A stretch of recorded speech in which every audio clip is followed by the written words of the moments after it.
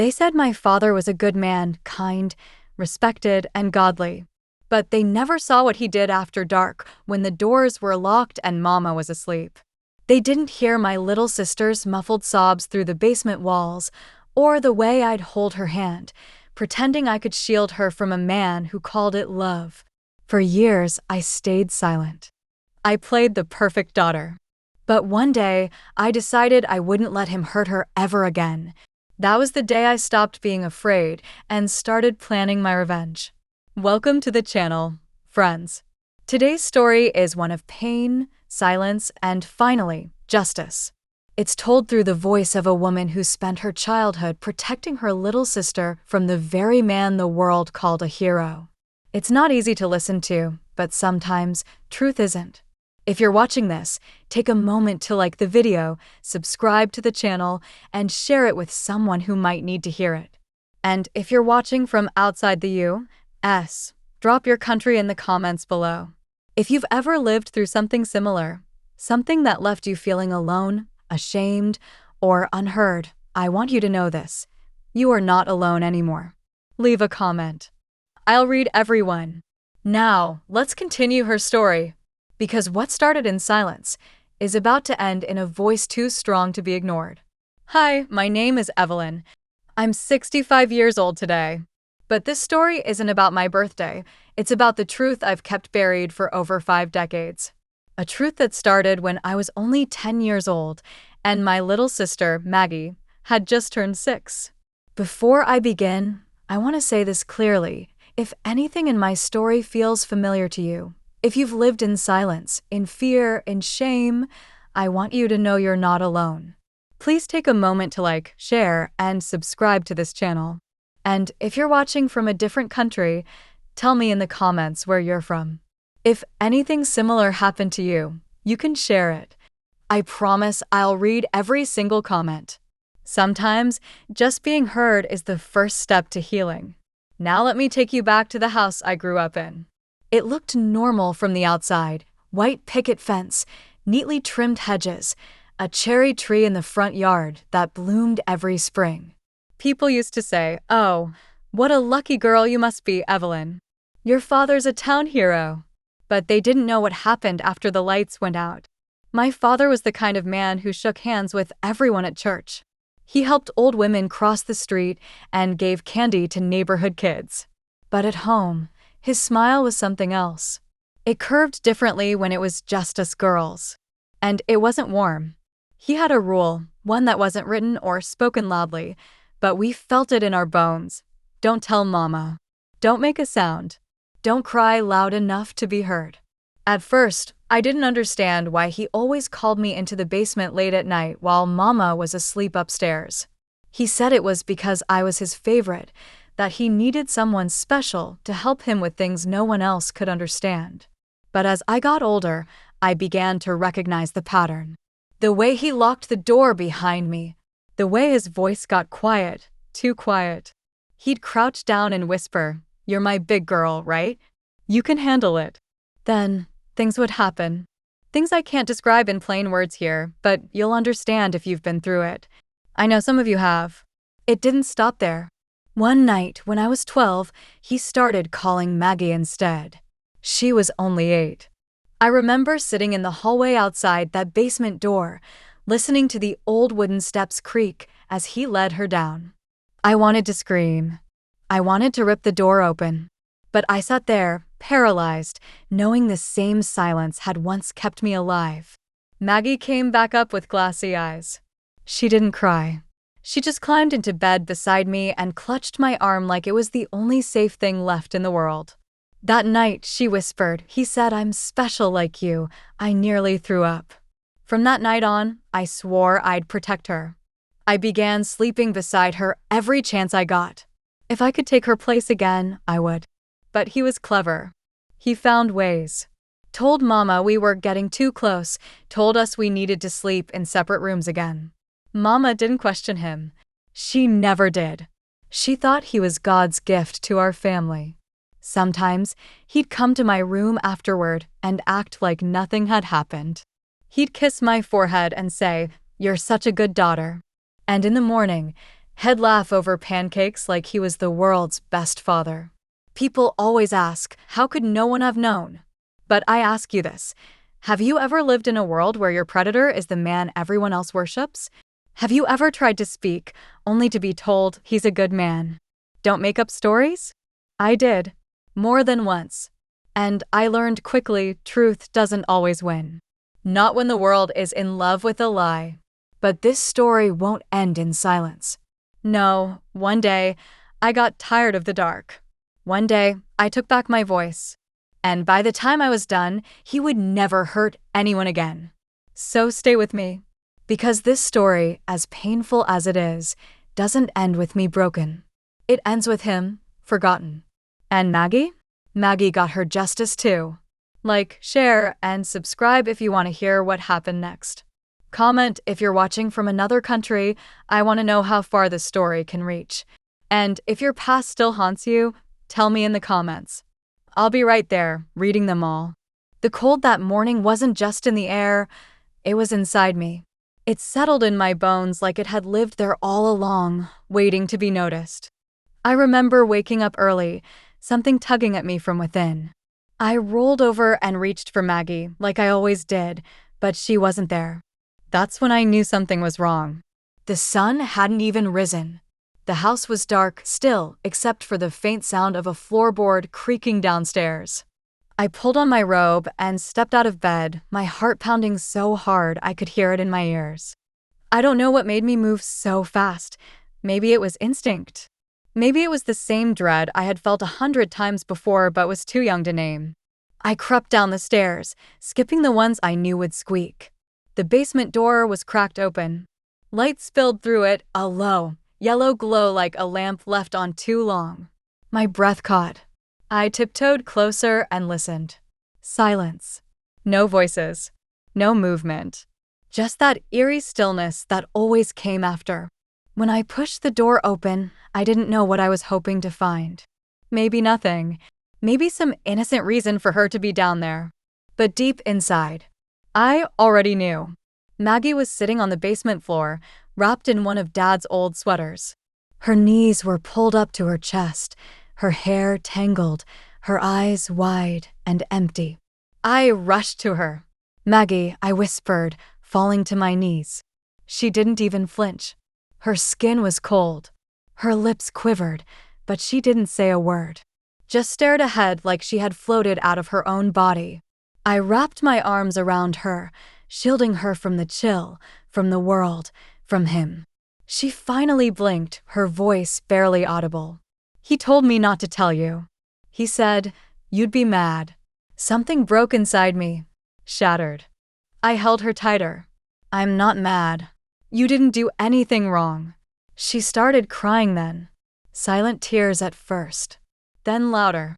She sobbed into my chest, and I rocked her back and forth like Mama used to do when we were babies. But Mama wasn't here now. She never was when it mattered. And he? He was upstairs, probably snoring peacefully in his bed. That morning, I didn't go to school. I stayed with her, cleaned her face, brushed her hair, told Mama that Maggie wasn't feeling well. Of course, Mama nodded like always, trusting his version of the truth before anyone else's. "She's probably just tired," she said. He told me she had a nightmare. A nightmare. If only she knew that the nightmare was the man sleeping beside her. Later that day, I found Maggie drawing something in her notebook. She didn't know I was watching.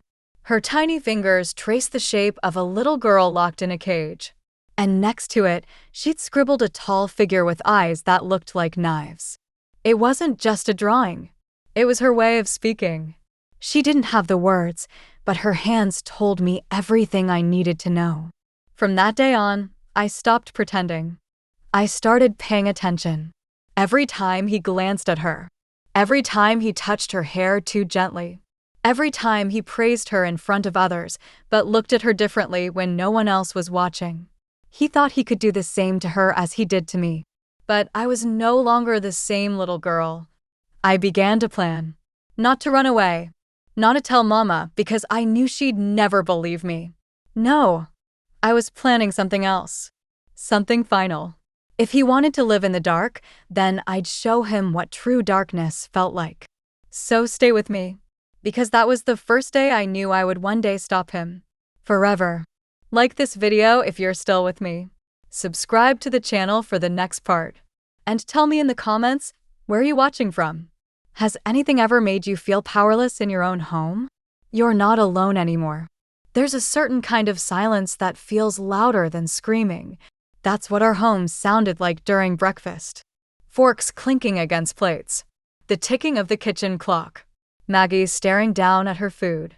And Mama pouring coffee, humming some church hymn, acting like nothing had ever happened. But I saw it in her eyes. The quick glances. The way she paused every time Maggie flinched when Daddy entered the room. The way her hands trembled slightly when she handed him his cup, then pretended not to notice when he brushed against her and lingered. She knew. Maybe not everything, but something.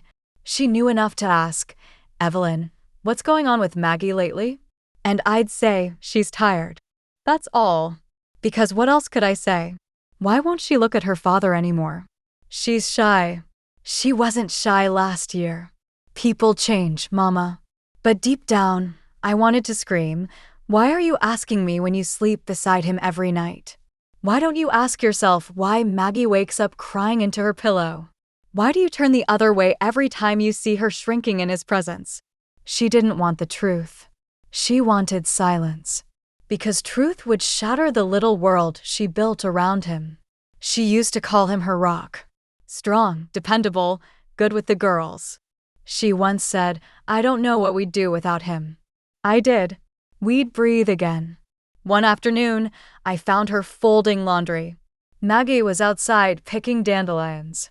I stood by the door and asked, "Mama, did Daddy ever hurt you? When you were young?" She stopped folding. The towel in her hands fell to the floor. Her eyes, they went blank for a second. She turned slowly and said, "What kind of question is that, Evelyn?" I shrugged. "Just wondering." And then she snapped. "Don't you ever say something like that again. Your father is a good man. He provides for us. He works hard. You girls have everything you need." I almost laughed. Everything we need? Did that include fear? Shame? The stench of his cologne lingering in our hair after he whispered lies into our ears? "He's always loved you," she added, quieter this time. Yeah, I knew. That's what scared me the most. From that day, I stopped seeing Mama as a victim. I started seeing her as the wall he hid behind. She was his excuse, his protector, his alibi. And Maggie and I, we were his secrets. She didn't touch us. She didn't force anything. But she knew. And she chose comfort over truth. Appearances over protection. Silence over her daughters. And that's when the final seed was planted in me, not just the need to survive, but the need to make sure he never did this to anyone again. Because if no one was going to protect Maggie and me, not even the one person who should have fought for us first, then I would have to become my own army. And God help anyone who stood in my way when I finally rose. If you're still with me, please like this video and subscribe. These aren't just stories, they're truths we carry every day. Comment where you're watching from. Let's see how many of us have walked through the same fire and are still standing. Maggie was never the same after that winter. She stopped laughing. Stopped singing in the kitchen like she used to. She barely even played with her dolls anymore. But it wasn't until spring, during a school recital, that everything we had been hiding finally started to leak through the cracks. It was a warm Thursday evening. Parents sat proudly in the gymnasium folding chairs, holding their programs and sipping from paper cups. Maggie was supposed to recite a short poem with her classmates, something about flowers and sunshine and new beginnings. I still remember the title, When the World Wakes Up. She was wearing a yellow dress Mama had ironed just that morning. Her hair was tied with white ribbons. She looked like the perfect picture of innocence, but I knew she hadn't slept the night before. I had heard her crying through the wall again, muffling herself with her pillow. The kind of sob that doesn't come from skin knees, but from something no child should ever carry. When it was her group's turn to go up, She walked slowly to the stage. Her eyes searched the crowd. I saw her glance at Daddy. He was smiling, that smile. The one no one else saw as dangerous. The one that always made my stomach turn. Then she saw me. Our eyes met. I gave her a small nod, like I always did. Just enough to say, I'm here. You're not alone. But when the music started and her line came up, nothing came out. The teacher leaned in. Maggie, sweetheart, it's your turn. Still nothing. Then, out of nowhere, Maggie stepped forward. Just one tiny step. Her voice trembled. My daddy, she started, eyes locked on the back of the room. My daddy comes to my room at night. The crowd was silent. The teacher's face went pale. Maggie, honey, that's not part of the poem. But Maggie didn't stop. He tells me not to tell. But my sister knows. She helps me after. When he leaves. I felt the air leave my lungs. The teacher rushed over and pulled her away from the mic. Let's give Maggie a hand. Everyone, she laughed nervously, clapping too loud, too fast. No one moved. Not Mama. Not Daddy. Not a single person. Just silence. The kind that cuts. They escorted Maggie off stage. I tried to follow, but one of the volunteers blocked me. Let the teacher handle it, Evelyn. I wanted to scream. They called it a misunderstanding. The school counselor met with us the next day and said Maggie had a vivid imagination. Daddy gave a polished speech about how she'd been watching too many scary shows on TV. Mama nodded and smiled, reassuring them. We'll be more careful about what she's exposed to. No one believed her. No one protected her. They silenced her. And Maggie? She didn't speak again for nearly 2 months. She drew a picture of that day instead. A microphone with barbed wire wrapped around it. And in the corner, 2 stick figures holding hands, one with long brown hair, the other with white ribbons. I kept that drawing. I still have it. It reminded me that the world doesn't always want to hear the truth, especially when it comes from the mouth of a child. But I was done being quiet. I didn't know how yet or when or what it would look like. But I swore that day I would make them listen. One way or another. If you're still listening to this story, I want to thank you for staying. Please like this video. Subscribe to the channel. And if you've ever had your voice ignored or someone tried to bury your truth, let me know in the comments. I'm here. And I'm listening. Next, I'll tell you what happened the night I found Maggie in the bathroom with the door locked and the blood on the floor. I've never forgotten the sound of her sobbing that night. It wasn't loud. It wasn't the kind of cry that echoed through the walls or woke up the neighbors. It was quiet, controlled, the kind of cry that's been trained by fear, muffled by experience. It was the kind of cry I recognized because it used to be mine. I was 17 by then. Maggie had just turned 13. The air in the house had changed. Daddy was becoming careless. He didn't hide his favoritism anymore. And Mama?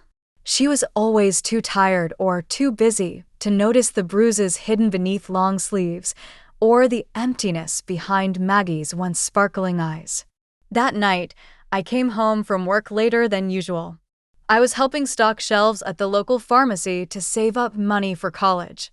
When I got in, the house was quiet. Too quiet. No TV. No music. Just silence. I passed by Maggie's bedroom and noticed her bed was still made. My chest tightened. Something wasn't right. I checked the kitchen, then the backyard. Nothing.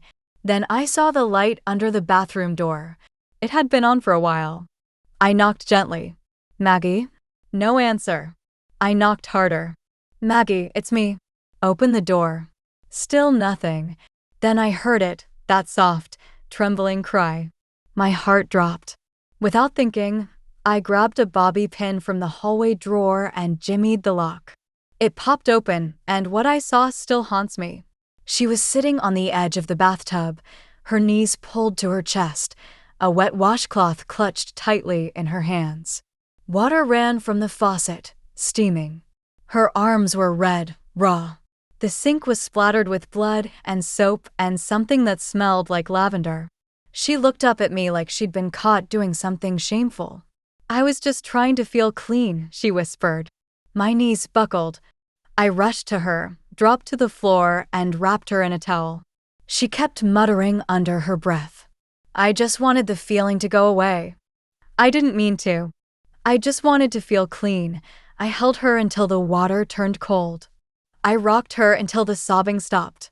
And when she finally fell asleep in my arms, I kissed her forehead and whispered, "You are not dirty." "He is. You hear me?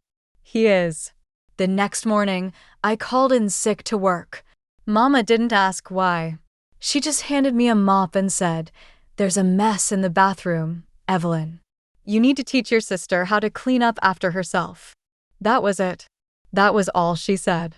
I stared at her, wondering if she was really that blind, or just pretending to be. Maggie stayed home from school that week.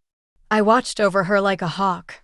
And one night, after she finally fell asleep, I sat alone in the kitchen, staring at a knife from the drawer. I held it in my hand for a long time. Not for myself. For him. I imagined walking into his room and ending it. Finally. Permanently. But I didn't. Not yet. Because I wasn't going to go to prison for a man like him. No. I was going to ruin him in a way that left his name in ashes. The world adored him? Fine. I'd make the world watch him fall. That's when the plan began. Piece by piece. Word by word. I started writing everything down. Every touch. Every glance. Every night he came out of Maggie's room looking satisfied. I recorded it all in a notebook I hid in the back of my closet, wrapped in old church hymnals. Because someday, someone was going to listen. And when they did, I would have proof. And he would have no place left to hide. If you're watching this and your heart is racing, your hands shaking, take a deep breath. You're not alone. Please like this video. Subscribe to the channel. And if anything like this has ever happened to someone you love, leave a comment. I'll read every word. We deserve to be heard. It happened in July. The heat was unbearable, and the air in our house felt like a blanket of suffocation. Maggie had stopped talking altogether by then. Her drawings had become darker shadows without faces, windows without glass, children with no mouths. I noticed she started packing small things: a sweater, a piece of bread, a flashlight with half-dead batteries. She hid them under her bed, wrapped in a pillowcase. I didn't ask her about it at first. I knew exactly what she was doing. She was planning to run. And I didn't blame her. Every time he came near her, I saw her flinch. Every time he laughed, she winced. Her eyes stayed fixed on the ground now, and her shoulders were always curled like she was trying to disappear inside herself. One night, I woke up around 2 a.m. to get some water and noticed her bed was empty again. But this time, so was her pillowcase. I checked the window. It was cracked open. My heart dropped. I ran out into the night barefoot, panic pounding in my chest. The moon was full, lighting up the road like a silver path, and in the distance, I saw her, Maggie. Small, fragile, walking fast, flashlight in one hand, the pillowcase clutched in the other. "Maggie!" I yelled. She turned, startled. Her lip trembled, her eyes filled with terror, like she thought I'd drag her back. I ran to her, fell to my knees, and pulled her into my arms. No. It's okay. I'm not mad. I'm not mad. I can't go back there, Evie, she cried into my shoulder. I can't do it again. My chest cracked in half. I held her tight and whispered, "Then don't. Let's go together. But not like this. We have to be smart. We only get one chance. One clean shot. And when we leave, we're not looking back." She sobbed harder. I just thought maybe someone out there would believe me. I pulled her face into my hands and said the one thing I hadn't said out loud in years. "I believe you." She looked at me like she was seeing sunlight for the first time. We sat there on the edge of the gravel road until sunrise. Then we walked back home slowly, carefully, through the back fields so Daddy wouldn't see. Mama was already making breakfast. No questions asked. She didn't even notice Maggie's missing shoes. That morning, I called in sick again. I sat Maggie down and told her everything I had written. Every entry, every date, every sick little detail. Her eyes widened as I read. She didn't know I had been watching all these years, recording. And then I showed her the file folder where I had hidden it all along with the tapes. Yes, tapes. Old cassette tapes I'd started using a year earlier. Every time I heard a door creak after midnight, I'd press record. I'd hide the tape recorder under the hallway vent. Someday, I said, this is going to save us. She stared at me, silent. Then she whispered, "You're not just my sister. You're my shield." No one had ever called me that before. I didn't cry. I couldn't.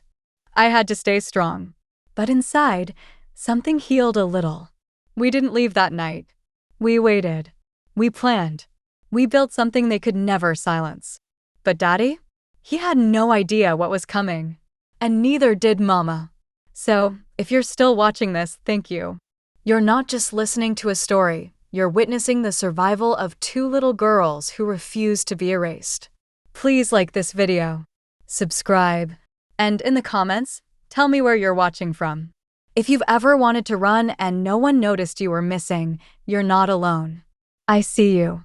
Next comes the night the first tape was discovered and the chaos that followed. There are moments in life when time stops not because something beautiful happens, but because something you feared for years finally comes true. That night, time froze. It started like any other evening.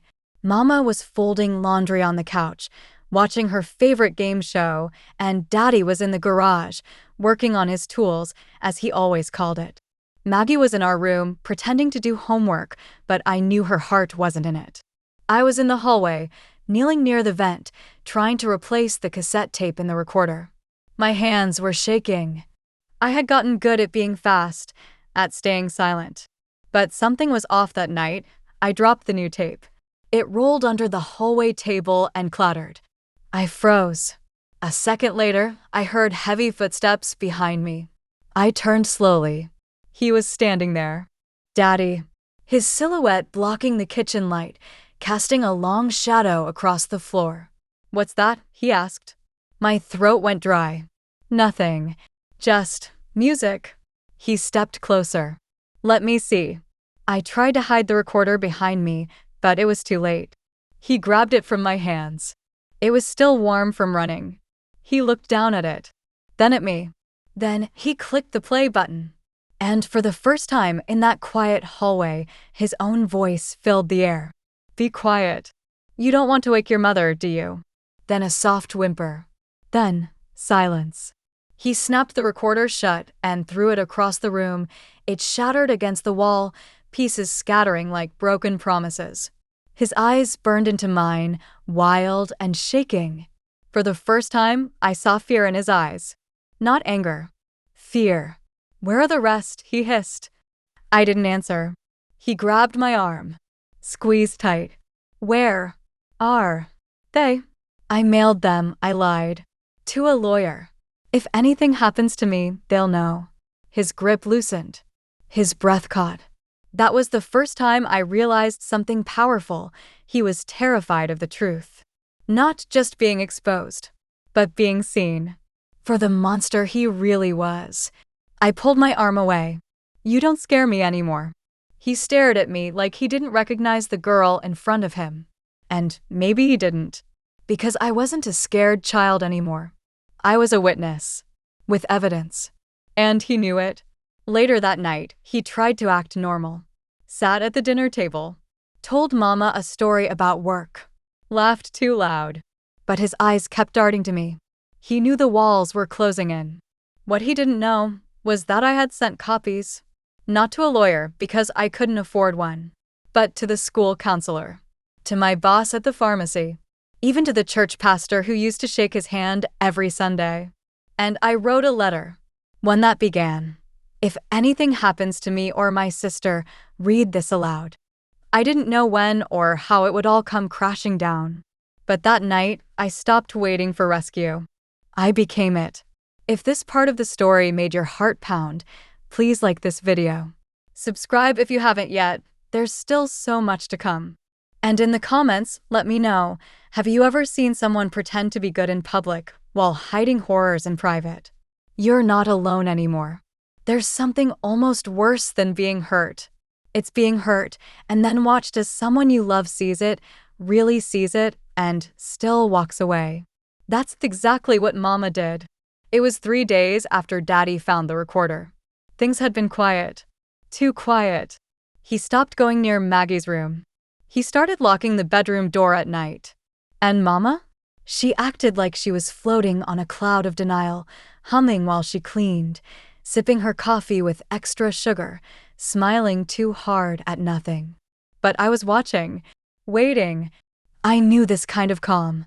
It was the calm right before a storm, the kind you feel deep in your stomach.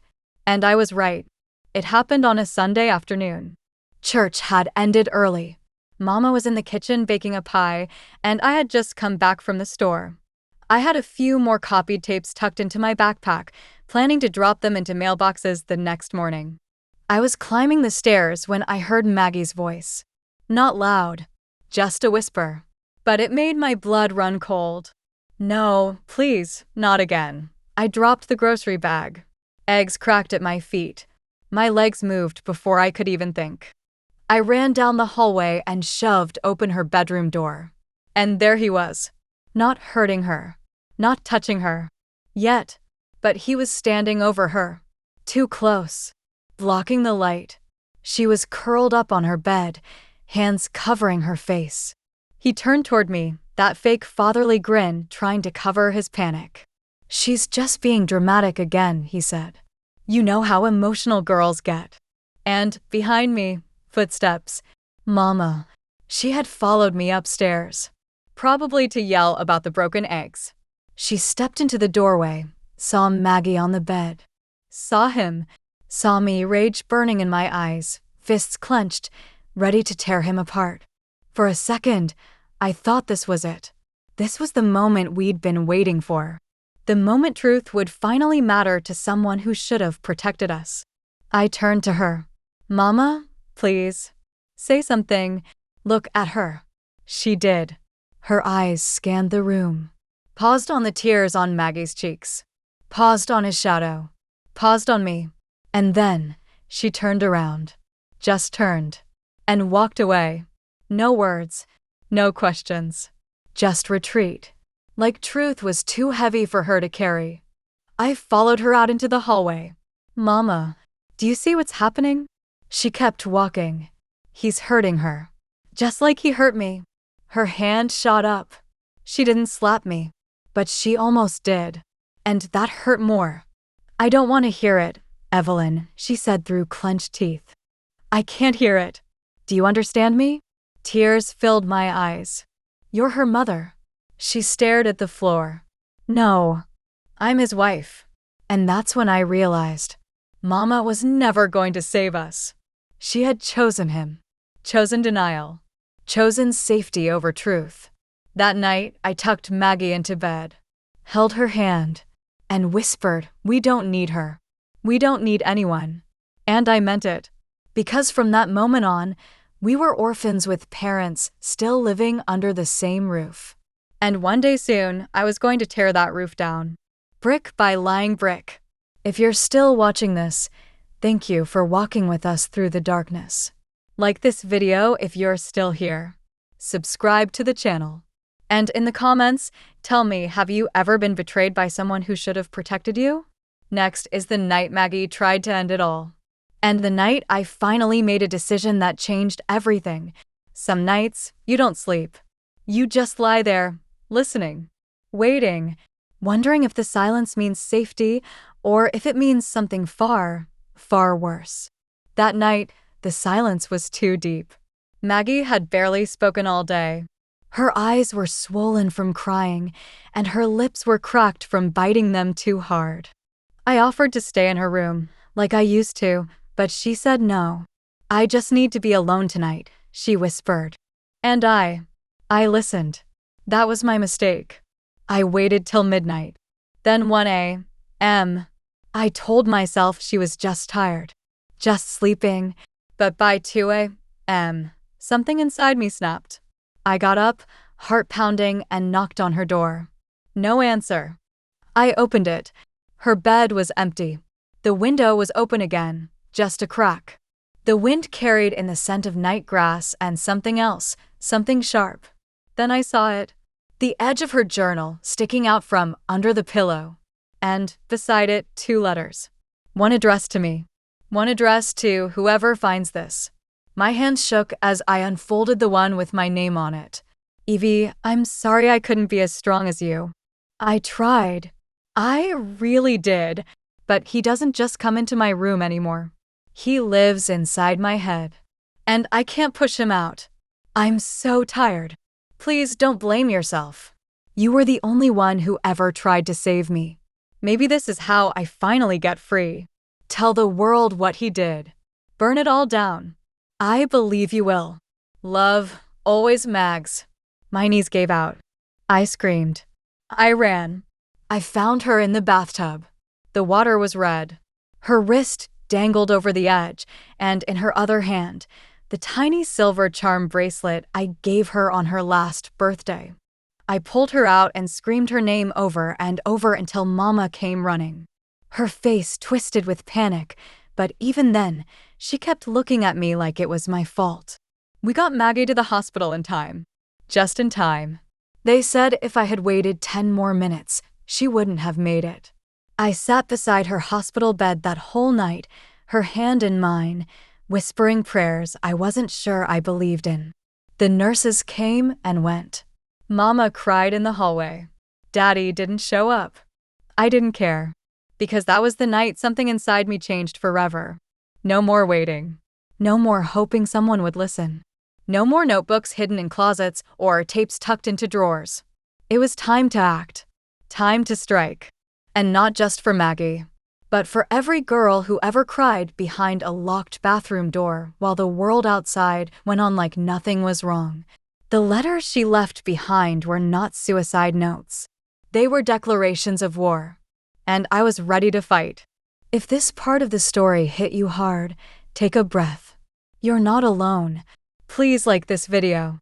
Subscribe if you haven't. And in the comments, tell me if you've ever written a goodbye letter no one ever found. I'll read it. I promise. There's something poetic about destroying a monster in the very place he thought he was safe. For my father, that place was church. Every Sunday, he stood tall in his iron shirt, shaking hands like a politician, nodding solemnly at the pastor's sermons, humming hymns with tears in his eyes. People called him a godly man, a man of virtue, a role model. If only they knew. That Sunday, I wore Maggie's bracelet around my wrist, cold metal against my skin, a quiet reminder of what he'd almost taken from us. She was still in the hospital. The doctors said she was stable now, but fragile, broken inside, and no medicine could fix what she'd endured. I asked her if I could read the letter. Her voice was barely a whisper, but she nodded. Make them hear it, Evie. All of it. So I did. I printed copies just in case. I tucked them into my bag along with one of the old tapes and walked into that church with my head held high. He was already there, of course, standing by the entrance, shaking hands with the deacons. When he saw me, his smile faltered. Just for a second. Just enough. The sermon was about forgiveness. Irony. Halfway through, I stood up. Everyone turned. Excuse me, I said, my voice steady. I have something to say. And you all need to hear it. The pastor looked confused. Evelyn, this isn't. It is, I cut in. It has to be. I walked to the front, pulling the folded paper from my bag. My hands shook, but not from fear. From years of silence dying inside me. I unfolded the letter. Maggie's letter. And I read, My daddy comes to my room at night. He tells me not to tell. He says I'm special. But it doesn't feel special. It feels like drowning. I wanted to stop. I want someone to believe me. Gasps. Whispers. Chairs creaked as people sat up straighter. I kept reading. He touches me when Mama's asleep. He says it's love, but it hurts. Every time I close my eyes, I see his shadow in the doorway, and no one hears me scream inside. I looked up then, straight at him. He was pale, frozen. Maggie wrote that before she tried to end her life this week, I said. And I'm telling you now he did this. My father, your beloved neighbor, the man you praise every Sunday. Silence. Heavy. Real. He's been doing this for years. To her. To me. And you all helped him every time you looked the other way. People started shifting in their seats. Some stood. One woman started crying. The pastor looked like he'd been struck. I pulled out the tape recorder. This has his voice on it. From our hallway. From our pain. From our truth. I clicked play. The audio was faint, but clear enough. Shh, don't cry. You know you like this. Be quiet, or you'll get in trouble. More gasps. A man in the front row stood up. Is this real? It's real, I said. It's all real. And I'm done hiding. He tried to leave. Daddy, he got up, mumbled something about his name being slandered, but people didn't listen this time. Someone blocked the door. The pastor called the police. And me? I stood in the front of that church with Maggie's letter still in my hand, and for the first time, I felt the weight lifting. He wasn't just a shadow anymore. He was exposed. And that was just the beginning. If you're watching this right now, please take a second to like this video, subscribe if you haven't already, and leave a comment telling me where you're watching from. And if you've ever had the courage to stand up in front of people who didn't believe you, I see you. Next comes the aftermath, the headlines, the courtroom, and the day Maggie finally spoke again. Justice doesn't come quickly. It doesn't come clean. And sometimes it doesn't come at all. But for us, for Maggie, it did come. And it came in a courtroom filled with strangers, sweat, flashbulbs, and the ghosts of everything we had buried for years. After the church incident, everything happened fast. The tape made its way into police hands. So did my notebooks, my letters. Even the nurse at the hospital testified about Maggie's condition. The media got hold of the story. Headlines popped up like wildfire. Beloved church member accused of horrific acts inside his home. Two sisters break silence after years of hidden trauma. Some believed us. Some didn't. Some asked why we didn't come forward sooner. And to those people, I wanted to scream because we were children. Because we were afraid. Because no one wanted to listen. But instead, I kept moving. One foot in front of the other. Because the real fight had just begun. When the trial started, Maggie was still fragile. Quiet. Her eyes darted around the courtroom like a trapped animal. I wasn't even sure she could handle testifying. But then the prosecutor asked her, Maggie, would you like to share your story today? She looked at me. I gave her the smallest nod. And to everyone's surprise, she stood. No tears. No trembling. Just the soft, steady voice of a girl who had decided she wouldn't be silenced anymore. I was 6 the first time he came into my room, she said. The courtroom gasped. Maggie went on. She told them about the whispers, the secrets, the nights he made her feel like a broken thing, and the mornings he kissed her forehead like nothing had happened. She told them about the time Mama caught a glimpse and still walked away. She told them about the bathroom, and the bracelet, and the letters she didn't want to write. And when she finished, she looked directly at him, our father, and said the words I will never forget. You took my voice. But I'm taking it back. And now the whole world hears me. The silence in that room was sacred. The judge had to pause the trial. People were crying.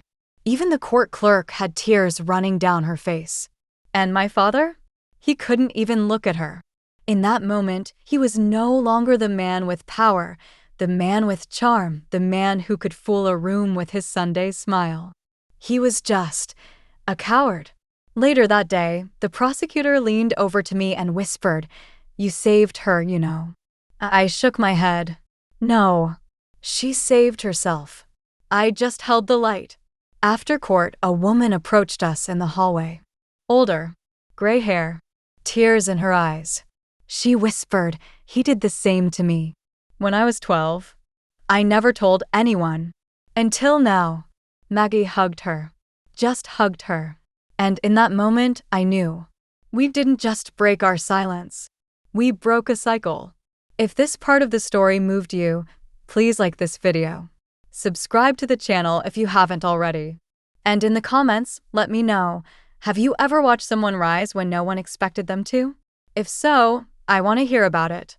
You never know who your story might help. Next comes the sentencing, and the moment Mama finally told the truth. The day of the sentencing felt like both the end and the beginning. The end of hiding, the end of pretending, but also the beginning of truth and all the mess it brings. We sat in the front row of the courtroom. Maggie beside me, holding her new journal, no more drawings of shadows, just blank pages waiting to be filled with something better. Hope, maybe? Daddy sat at the defense table, wearing a suit that didn't make him look any less guilty. He wouldn't look at us. For once, he didn't dare. The judge reviewed everything: witness statements, evidence, the tapes, the journal entries. Every sick moment recorded in cold, clinical detail.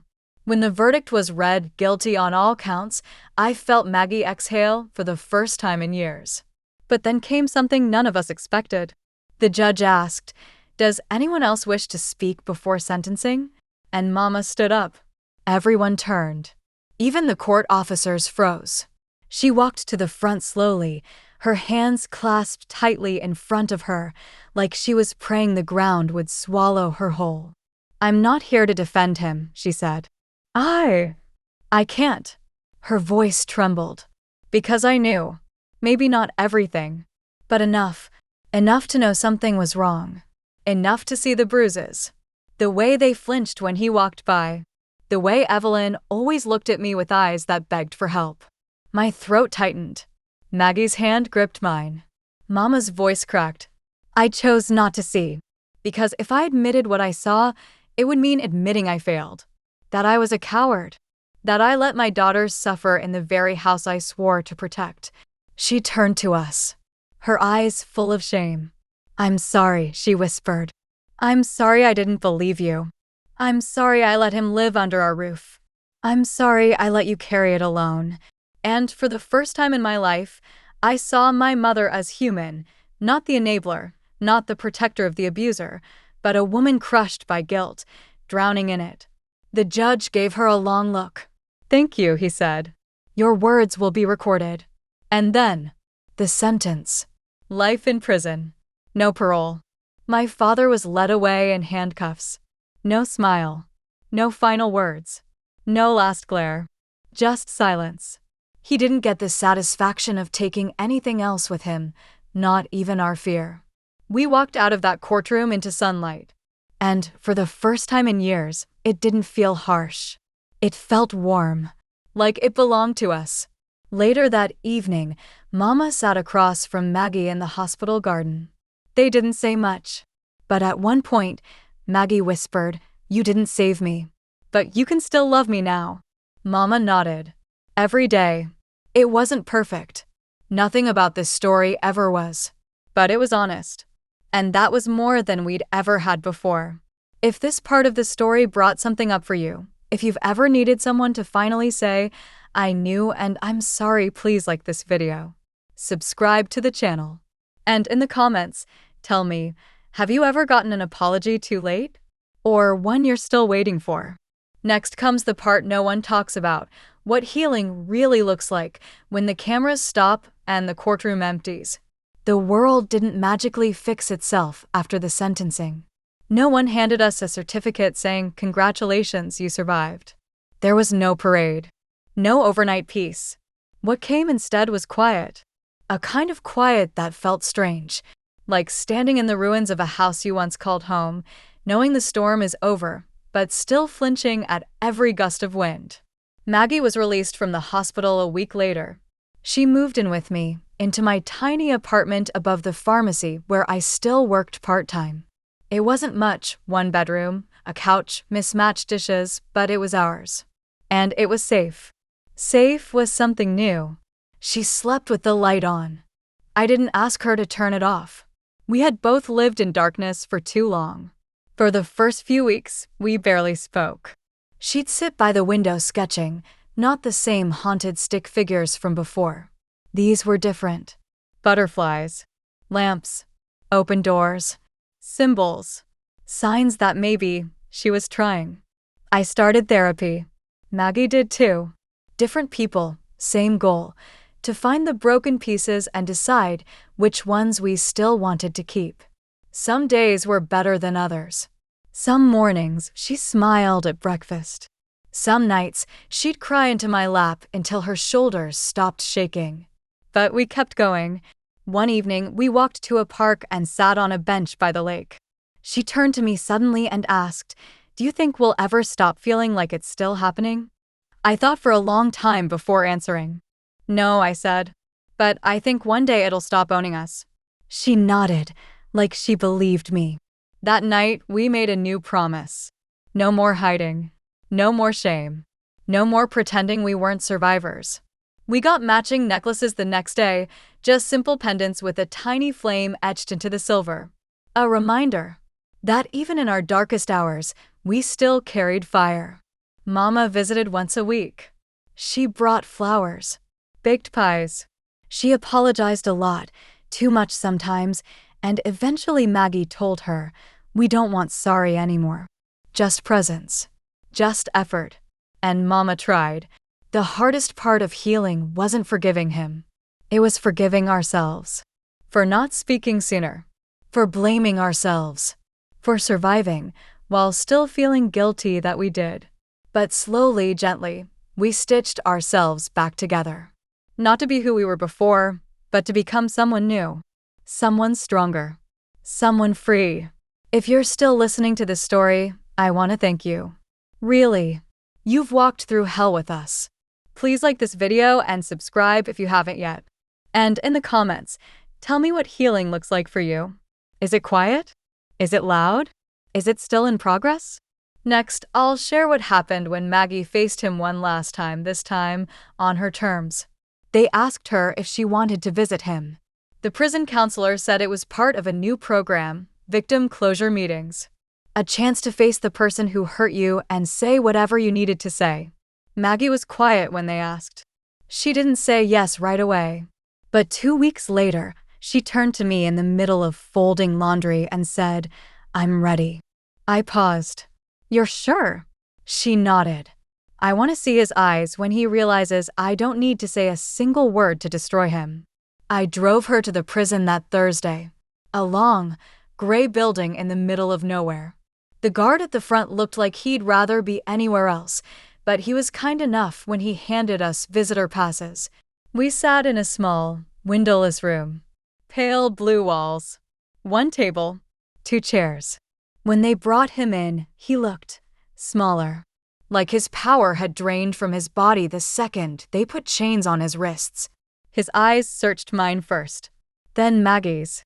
She didn't blink. She didn't flinch. She just stared. The guard left us alone.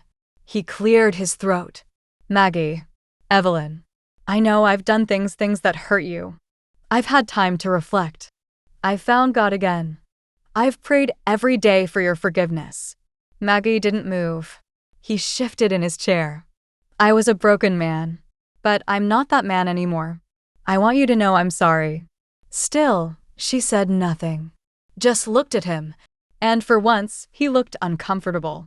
He couldn't hold her gaze. He squirmed like a cornered animal.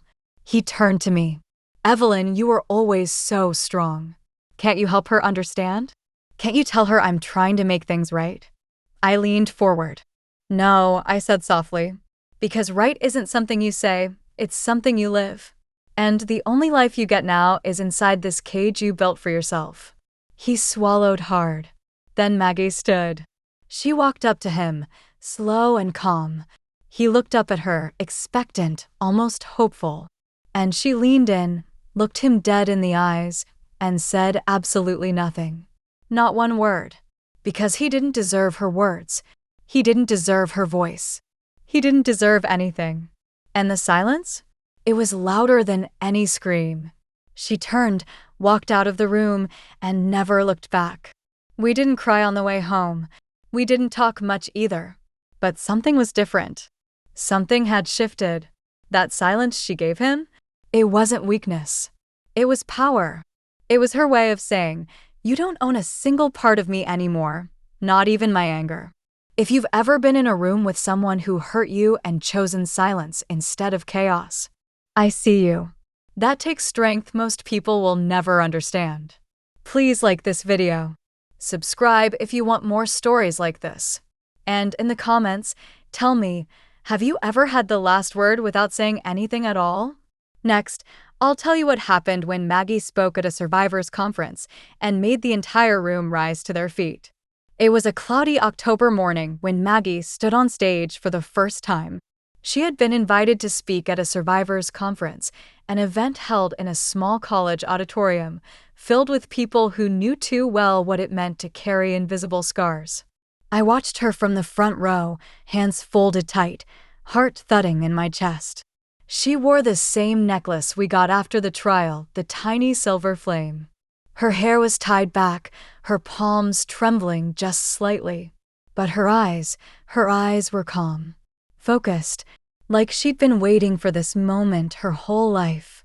When the host called her name, there was a soft round of applause. But when she reached the podium and unfolded the page in her hand, the room fell completely silent. She took a breath. "My name is Maggie," she said, voice steady. I used to be afraid of that name, because when I said it, I heard it in his voice. A murmur moved through the crowd. She continued. "I was hurt in ways I didn't have words for. And I lived in a house where pain had a smile, where fear wore cologne, and where silence was the only thing that kept me alive. I saw tears in the eyes of strangers, people nodding, holding each other's hands. Some already crying." She glanced down at her paper but didn't read from it anymore. She looked straight at the audience. "There are girls who never get to stand here. Girls who didn't survive. Girls who never found someone to believe them. So today, I'm not just speaking for me. I'm speaking for them. For the ones still locked in bedrooms no one checks. For the ones who smile at school and sob in the shower. For the ones who think they're alone." Her voice cracked, but she didn't stop. "You're not alone. And you don't have to carry his name in your bones anymore. You can carve your own. I did. And if I can, so can you." The room erupted in applause. Not polite applause. Thunder. People stood. Some clapped through tears. Some hugged strangers beside them. And me? I cried like I hadn't in years. Because I realized something in that moment. This wasn't just a healing. It was a rebirth. That little girl who once sat in the bathtub trying to scrub away the shame had grown into a woman who stood in front of hundreds of survivors and gave them back their hope. When she came down from the stage, she walked straight into my arms. "You did it," I whispered. "No," she said. "We did. If you're still here watching this, thank you for giving Maggie and me a voice."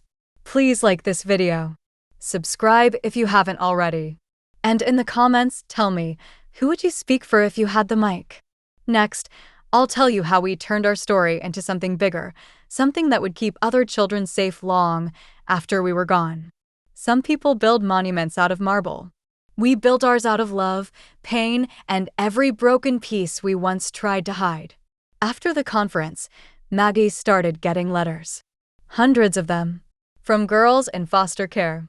From women in their 60s who had never told a soul. From people who had never found the right words, but somehow found courage in hers. One letter said, "You gave me permission to survive." Another said, "You said what I couldn't, and I feel a little less alone now." We cried reading them. All of them. But then, one day, Maggie turned to me and said something I'll never forget. "I don't want these stories to just live in inboxes. I want them to live in walls. I want there to be a place someone like me can go at 2 a.m. with no money, no voice, no plan, and be safe." So we started with nothing but a notebook and a name. The Firelight Home. Because firelight is soft, but powerful. Because we carried fire through our darkest nights, and now it was time to pass that flame to others. We reached out to local shelters, social workers, counselors, survivors. We held fundraisers, spoke at schools, knocked on doors. People started listening.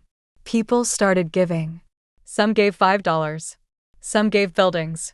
We bought a small house near the river, renovated it room by room, soft beds, warm lighting, art on the walls.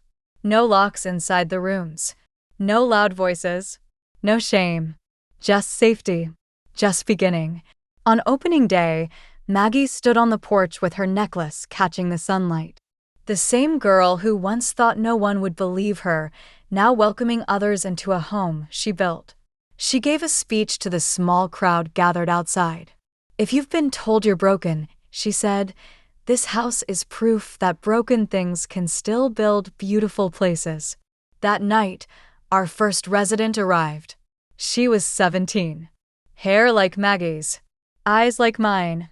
She didn't speak at first. Just cried. And Maggie held her. The way I once held her. A full circle. Later, that girl left a note on her pillow. "I didn't think I'd live to see 18. But now, I think I will." That one sentence made every bruise, every night of silence, every courtroom, every tear, worth it. We didn't just survive. We created sanctuary. If you're watching this now, I hope you know your pain can be transformed.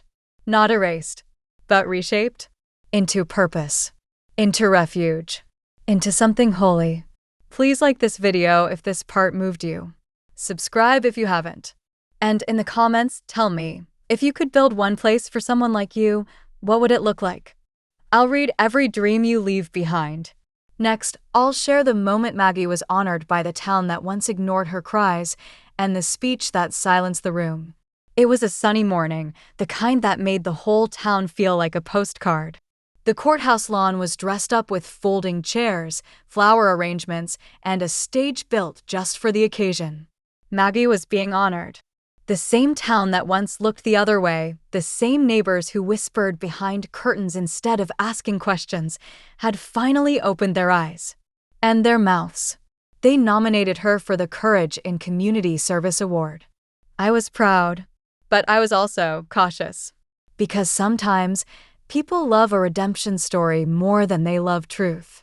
Sometimes they want to skip to the applause without sitting through the pain. But Maggie? She wasn't about to let them forget. She walked on stage in a simple blue dress. No makeup. No mask. Just Maggie. Real. Whole. Wiser than anyone twice her age. The mayor handed her the medal. People clapped. Cameras flashed. She stood at the mic and waited. When the crowd quieted, she took a breath. "I want to thank you all," she began. "Not just for this medal, but for finally listening." She looked around. Her eyes didn't tremble. Her hands didn't shake. "I grew up in this town. Right here. In the house with the red shutters on Pine Street. Some of you waved to me on your way to church. Some of you stood behind us in the grocery store. Some of you sat beside me in school." Pause. "But none of you knew the truth. Or, if you did, you didn't say anything." The crowd shifted. She didn't soften. "For years, I screamed in silence. And the man who did those things to me, he walked freely among you. Shook your hands. Prayed in your pews. Told you he loved his daughters while destroying them behind closed doors." Murmurs. One woman covered her mouth. Maggie leaned in. "This medal doesn't erase that. It doesn't make it okay. But what it can do is stand for something more." She held it up. "This is not for me. It's for the girls still locked in their bedrooms. For the boys too scared to speak. For every survivor who thinks no one will believe them. Let this be proof that we do." People stood. Not out of politeness. Out of reverence. And for the first time since the trial, I saw tears in Mama's eyes, not from guilt, but pride. Maggie walked off that stage a medal recipient. But more than that, she walked off a mirror for everyone who once looked the other way. She didn't just accept their applause. She made them accountable. That night, we got dozens of letters from people in the crowd, parents who started asking their kids more questions. Teachers who promised to do better. One woman even said she turned her car around mid-drive to visit her estranged daughter after hearing Maggie speak. That's what truth does. It doesn't just hurt. It heals. If this part of our story moved you, please like this video. Subscribe for more if you haven't already. And in the comments, tell me, what would you say if you had one mic and the whole town listening? Some wounds don't bleed anymore, but they still itch under the skin like they're begging to be acknowledged one last time before they finally fade. That's what writing the letter felt like. It had been over a year since the sentencing. Maggie was volunteering at Firelight 3 nights a week. Mama was finally seeing a therapist. And me? I had started sleeping through the night without checking every lock in the house. But healing has layers, and one of mine hadn't peeled back yet. I kept wondering what I'd say to him if I had one last chance. Not in court, not in front of cameras, but just as me, as the little girl he hurt, as the woman who survived him. So I sat down at the kitchen table one evening and started writing. Dear Father, you don't get to be called Dad. Not anymore. That word belongs to someone who protects, not someone who hides behind bedtime stories and basement doors. I used to think you were powerful, untouchable, a god inside the walls of our house. But now I see you clearly, a coward in human skin. You taught me fear before I learned fractions. You taught Maggie shame before she learned how to spell it. But here's the part you'll hate the most. We are still standing. You didn't break us. You didn't end us. You only revealed how strong we were all along. Every time you silenced me, I stored the words inside. Now they've grown teeth. Now they speak in rooms louder than you ever could. I don't forgive you. Not because I'm bitter, but because some things should never be forgiven. Some things should just be done. And you? You are done. Evelyn, I folded the letter, slid it into an envelope, and then tucked it into the back of Maggie's journal where I knew it would be safe, but never sent. Because some words aren't meant for monsters. They're meant for us. For the girls we used to be.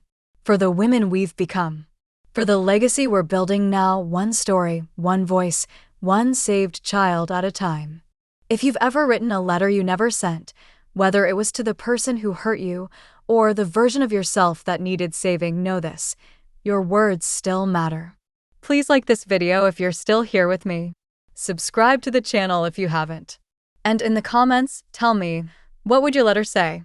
Next, I'll tell you about the day Maggie surprised me with something I never saw coming, something that made every part of our story worth it. It was a quiet Sunday morning when she gave it to me. No special occasion. No speech. Just Maggie, standing in our small kitchen, sunlight spilling through the window, holding something small in her hand. Close your eyes, she said. I laughed. You're not about to prank me, are you? No, she said softly. Just trust me. So I closed them. And I felt her place something cold in my palm. Okay, she whispered. Open. It was a key. A small brass one. Simple.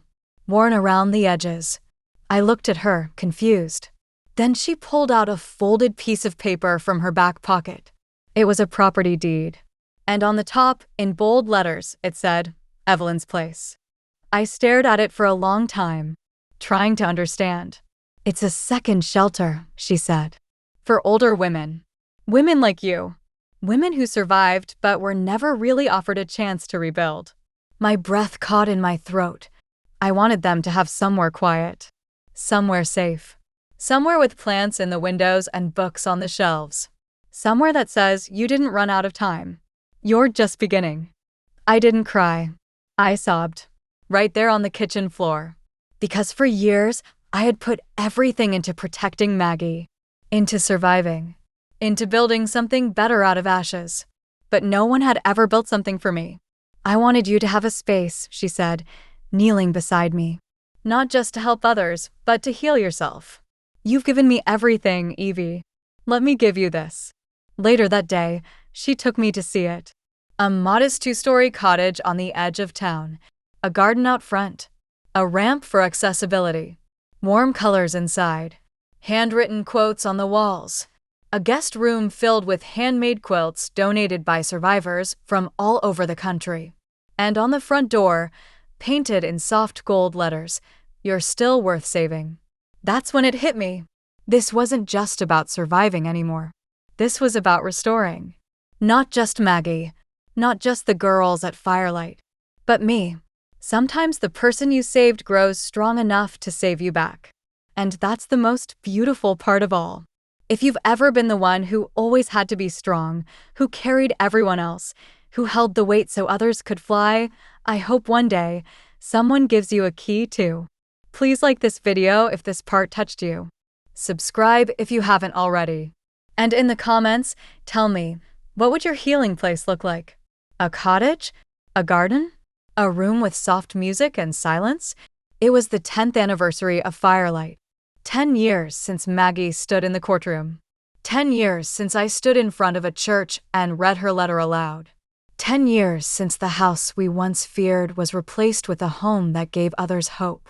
We held a celebration. Nothing flashy, just a gathering of survivors, volunteers, staff, and community members who had walked through fire and come out the other side. The garden was lit with string lights. Soft music played from an old radio.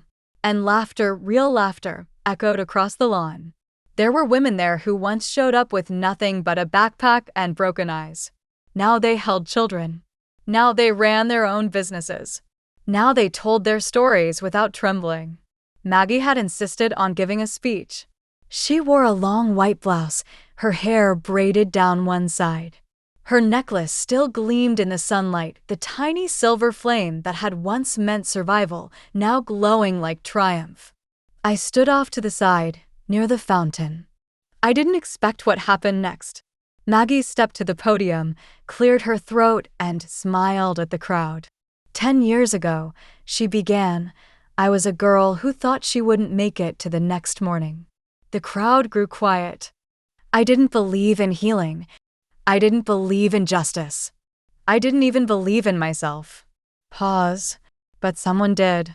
She turned her gaze directly at me. She believed in me before I knew how to believe in anything. She stayed up nights, standing outside my door. She wrote everything down when no one listened. She gave up her life to protect mine. A hush fell over the garden. She is the reason I'm alive today. She is the reason Firelight exists. And she is the reason so many of us finally learned that survival is not the end, it's the beginning. Her voice broke. And today, I want to say it out loud. For everyone to hear. She stepped down from the podium, walked over to me, and placed her hand gently on my shoulder. This woman, my sister, is my hero. I couldn't breathe. I couldn't speak. All I could do was cry. She wrapped her arms around me as the crowd rose to their feet. And for a few precious moments, the years of pain, silence, and darkness faded into something else. Something softer. Something sacred. I never wanted to be a hero. I just wanted Maggie to live. But somehow, in the process of helping her find her voice, I found mine. And now, we tell our story not with shame, but with purpose. Because someone out there, maybe even watching right now, needs to hear it. So, if you're still with us, thank you. For walking this path. For listening. For surviving. Please like this video if this story gave you anything: hope, tears, clarity, or strength. Subscribe to the channel so more voices like ours are never lost again.